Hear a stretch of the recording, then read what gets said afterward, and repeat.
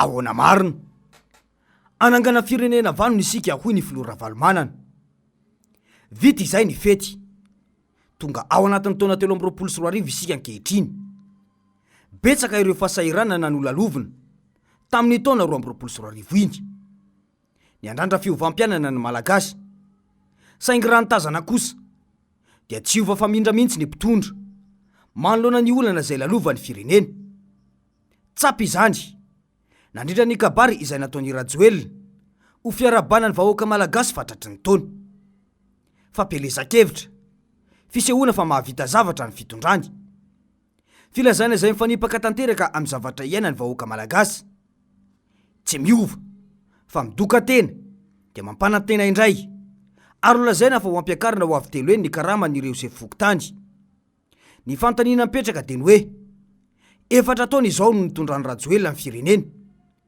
manino no tsy efa natao izany tao anatin'ny efataona teo aloha raha tena mitsinjo ireo izay fokotany izy fa manino na tia volana vitsy tsy hafaran'ny mandat no sady irosontsika amin'ny fifidianana no mitranga izany fomba efa mahazatra ary tsy antenana iova intsony raha i Rajoelina sy ny fomba fanaovan'ny politika fa mampanantena dia midoka tena kanefa ny asa vita aotra ny fiainam-bahoaka amin'ny totongana atrany dia hoy ny mpandinika fiarahamonina no sady mpanao politika ity hoe iarahamiaina ny zava-misy fa tsy voafehy ary nitangana izay tsy iza ny vidim-piainana ka mampikaikaika ny vahoaka rehetra faharoa eo amin'ny lafiny toe-karena dia hitantsika ihany koa fa fotoana ny délestage ny taona 2024 mbola tsy nisy délestage sahala amin'izao nandritra ny 12 taona fahazoana fahaleovan-tena fa dia ignaina anaty délestage Madagasikara manontolo ary hita hoe tsy tafavoaka mihitsy zany ny resaka délestage eto Madagasikara hatramin'ny andro any aloha eo amin'ny lafiny fiainana ara-syndikaly dia hitatsika ny ainatsika nandritra ny taona 2024 ity fa betsaka ireo fitakina izay nataony nantokony olona maro samihafa eo amin'ny lafiny asany izay tsy nahitam-baliny fa dia sahirana ny fanjakana miatrika an'ireo fitakina maro samihafa ireo taona 2024 no nisy fiakarana efapolo isanjato ny vidin-tsokika izay mbola tsy nisy hitsy zany teo amin'ny tantaran'ny firenena ihany koa niankatra efapolo isanjato be izao ny vidin-tsokika teto Madagasikara ka iny taona 2024 mihitsy zany no ataoko hoe taona ratsy indrindra eo amin'ny lafiny économique sociale ao Madagasikara amiko tsy misy zavatra azo antenaina firy intsony amin'ny fanjakana amin'izao fotoana izao satria nanana efataona ny fanjakana nampisehoana tamin'ny Malagasy fa voafehany toetra-rà izay efataona izay dia nahitana namarika fa tsy zavatra voafehany mihitsy eto amin'ny firenena ary tsy ao anatin'ny herintaona farany no ahafahany mifehy zavatra tsy vita nandritry ny efataona ka amiko zany ny 2024 eo amin'ny lafiny toe-karena sosialy dia mbola itsototongana foana ny fiainan'ny Malagasy raha mbola mitsototongana ihany koa ny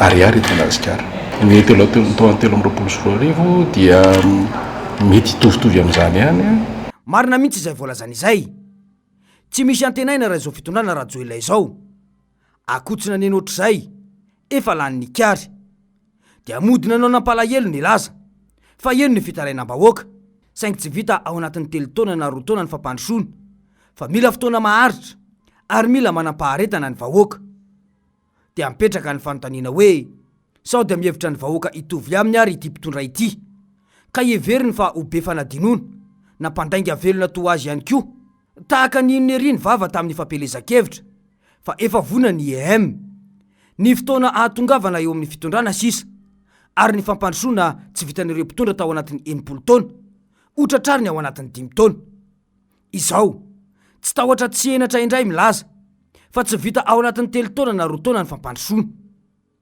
raha ny resaka fanamboaran-dalana ny fomba nentina nanaratsiana ny filoha Marc Ravalomanana tany aloha dia izy indray no mirehareha ankehitriny fa nahavita lalana betsaka ny fitondrany dia mipetraka ny fanontaniana hoe angazo hoanina indray ny lalana ry Andriamatofoloa raha fanamboaran-dalana tsy misy nahavita toy ny fitondrana Marc Ravalomanana izany teto 7 kilometatra isan-taona ny lalana vita goudron na tara tamin'ny fotoana izay nitondrany asa vita tsara ary lovain-jafy fa tsy 4 volana na 3 volana dia simba sy feno lavaka sahady. Fa volombelona izany ny lalana antampony orombe iny, ny lalana Etianosy miazo ny Saint-Michel Amparibe iny, ny lalana eny 67 hectara atsimo eo amin'ny arrêt garage io. Santiona ny riendy mba ila zany fa mbola hafa ny olona tena miasa sy ny hoe mampanantena pokaty ka manao asa tandrametaka. Vao viana moa ny nanamboarana ny lalana 67 hectara avaratrio, saingy nanao ahoana sahady ny fahampoteny ankehitriny. Ny lalam-pirenena faharoa vita araka ny tokony ho izy ve? Ny tiana olazaina dia izao, tonga ity ny taona 2024 andalo fifidianana ho filoham-pirenena indray i Madagasikara. Volana vitsy isaina amin'ny rasan-tanana sisa dia ho tapitra izao fitondrana izao. Mazava ny afatry ny filoha Marc Ravalomanana nandritra ny kabary izay nataony fampiarabana tetsy faravohitra Androany alatsinainy ny 2 ny volana janoary ity. Efa tonga ny farany izao, efa mandray an-tanana Andriamanitra. Tsy mendrika ny vahoaka malagasy izao zava-misy izao hoy izy. Tsy misy firarahina ny asin'ny olona, fa nagadrana olona tsy manantsiny no amafisiny, fa tsy ny mahafaly ny vahoaka no jereny, fa ny mahasoa azy. Tampifidianana hoy ny filoha Marc Ravalomanana ity taona ity. Efa nandrasana lesona zavatra ny tranga rehetra, tsy maintsy anaovana asa ity taona ity. Ao anatin'ity volana janoary ity no fandrafetana ny lista elektoral na ny fanavozana tanteraka ny listim-pifidianana. Mila fanentanana mba anara-maso izany isaky ny fokontany, ny commune ary ny faritra, hoy ny nambarany. Ny finoana tsy misy asa tsy mety, ary mila fanantenana koa izany. Anangana firenena vanony isika, tsy maintsy atao izay anaovana ny lafin'ny fanabeazana mba hiovaka homendrika ny zaza malagasy. Ty taona ty taona tsy maintsy isy fifidianana izay filoham-pirenena, tsy maintsy anaovantsika fifidianana izy ho be ny tanàna sy mpanolo-tsaina. Zay ny voalaza lalam-pandrenana hoe 5 taona faharetana. Dia samy manakana tsara ny finoantsika amin'Andriamanitra hoe mino zay Andriamanitra ao, tena mino tanteraka ny herinao any fa ny fahaizanao ny fahindrena tolo-tsaina avy aminao. Fanahy masina izay miasa tanalatonay. Ary manantenitsika hoe dia tena azo le fanantenana zay fa tonga ny farany ty. Ty taona ty zany ny farany. Azahoantsika amin'ny fahefana. Ahafahantsika manantamanio any andreo. Fa itsika koa nefa maka amin'ny fahefana amin'ny fo mendrika sazatsika dia amin'ny alalan'ny fifidianana. Zay mahatonga anareo hoe tsy maintsy manao arak'izay azo ataontsika manara-maso tsara listim-pifidianana, ny listy mpifidy. Fa tsy anareo rery zay koa mijery aty ambadika aty hoe zao natao. Efa mametraka tsara zay rafitra ahafahantsika mametraka anareo zahay aty. Ary efa misy anareo le antoko politika maromaro zay tena tsy mitovy hevitra mihitsy amin'ireo fitondran'ireo amin'izao fotoana izao. Miasa miaraka amintsika. Manana fahasahiana.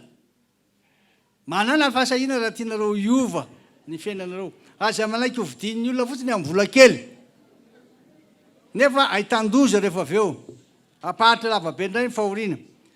Ny fantatro amin'ny voaka malagasy ankehitriny dia tena manana faharetana be loatra izy efa tsy ara ny aigna, dia eny fa nahamoza ny aina raha tsy mampanina azy mihitsy. Koa dia efa ndresantsika teny Ambendohany fa andraikitr'Andriamanitra ny manaraka. Tsy azontsika fitahana ireo vahoaka ireo fa hoe zay ny tenenina, zay ny tenenina, ary tsy mendrika ny tenenina tsika. Tsy mendrika ny firenentsika hoe aminareo sy ny vahoaka malagasy zao zava-misy eto amin'ny firenentsika zao ka raisina ny andraikitra. Za tsy raiso fa raisina ny andraikitra fa tsy avelantsika ho raraka tany any zavatra ataontsika rehetrarehetra reo. Tena araka ny tenin'ny VPM teo, very fanambola velona mihitsy vahoaka malagasy. Tena very fanambola velona izy satria tsy fantany. Ka mijoroa raha toy izao. Fa tsy amelantsika horery mihitsy Andriamanitra manana finoana. Tsy amelantsika horery izy. Minona reo fa ombantsika mandrakariva izy amin'ny asa rehetra ataontsika. Ireo antoko te anatevin-daharana mba hiteny fa tsy mety ny voka-pifidianana io raha toy io fomba fiasan'ny mpitondra io. Tokony hojeren'ireo mpiara-miombina antoka ihany koa ny mahakasika ny firenena malagasy na amin'ny lafiny ara-bola na ny fandriam-pahalemana. Nanamafy ihany koa ny filoha Marc Ravalomanana fa ianareo mpitandro ny filaminana tokony verina any amin'ny kazerina. Ianao tompony andraikitra voalohany no miteny fa hiaro ny filoha. Ny galona ve no irehareany. Tokony tsy momba ny atsy na momba ny aroa ny tafika ho hiatrany ny fanazavany.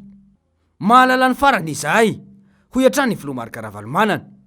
Mila fanovana vaovao aloha, izay no kendrena voalohany fa tsy toerana.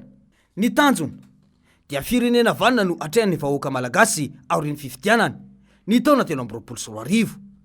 Mila manova fijery ny rehetra ary mila mahafantatra ny olona tena hiasa ho azy sy ny tokantranony ary olona tena hitsinjo azy raha te hiala amin'izao fahoriana izao, fa tsy olona papiesony ka misoratena ohatrany voatango milaza fa miasa kanefa ny vahoaka mahantra. Paradisa no ilazany any Madagasikara rehefa miseho tele kanefa ny vahoaka maranisa no efa matinona sy divitry ny fahantrana ankehitriny. Fa ahoana mariny?